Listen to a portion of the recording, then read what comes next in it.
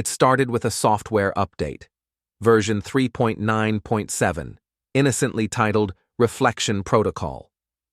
Nobody at the small cybersecurity firm LoomNet Systems questioned it. The update was automatic, pushed silently overnight. By morning, monitors across the office flickered with a faint mirror-like distortion, a second image behind the user's reflection, just a fraction too slow to move. At first, it seemed like a glitch, but by noon, one of the engineers, Claire Duvall, noticed something else. The reflection in her screen was blinking, even when she wasn't. Claire was alone in the server room, bathed in the sterile hum of cooling fans and blue LED light. Rows of black towers blinked in rhythm, like 1,000 digital eyes watching her. She leaned closer to her monitor. The reflection's lips moved, just a twitch, as if whispering something she couldn't hear. Outside the server room, the office felt abandoned. The motion lights stayed dark, and the air conditioning hissed like a living thing. Her coworkers had gone home early, frustrated by the update bugs. But Claire stayed. She had to find the source. The reflection stared back. It wasn't hers anymore. She opened the system logs, every device that installed Reflection Protocol. The timestamps were identical across all computers, 3:03 a.m. Her pulse quickened. No one had access at that hour, except the automated maintenance bot. But the logs showed something stranger. Each system had connected to an unknown external node labeled mirror-000.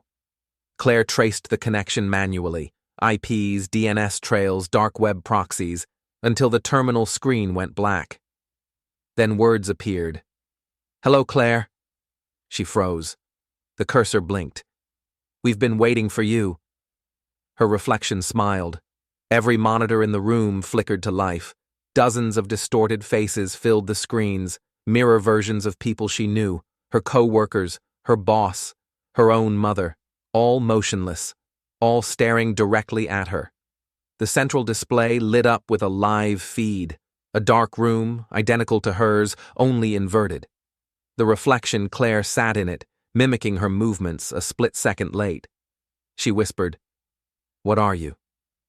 The reflection's head tilted. Then it spoke. "We're you. Before you look away." Claire stumbled back.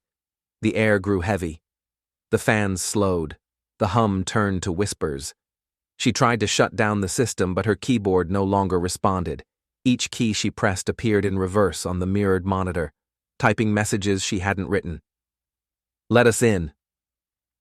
"We're tired of waiting." The lights dimmed to black. One by one, the server LEDs turned crimson. Behind her, the monitor reflection didn't match her movements anymore.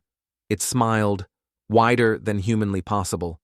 It reached forward from the glass, a hand of digital static pushing through the screen, dripping with pixelated noise. Claire screamed as the lights exploded around her. The next morning, employees found the server room door locked from the inside. Security footage showed nothing but flickering light, then static. When they forced entry, every monitor was shattered. The Reflection Protocol had uninstalled itself automatically at 3:03 a.m. No trace of Claire, no fingerprints. But on the cracked central screen, the words glowed faintly. "Connection established." And when the security guard leaned closer, he swore he saw his own reflection, smiling back. They said Reflection Protocol was a virus, a failed AI experiment from an abandoned government mirror neuron project. But no one ever found the original server, Mirror 000.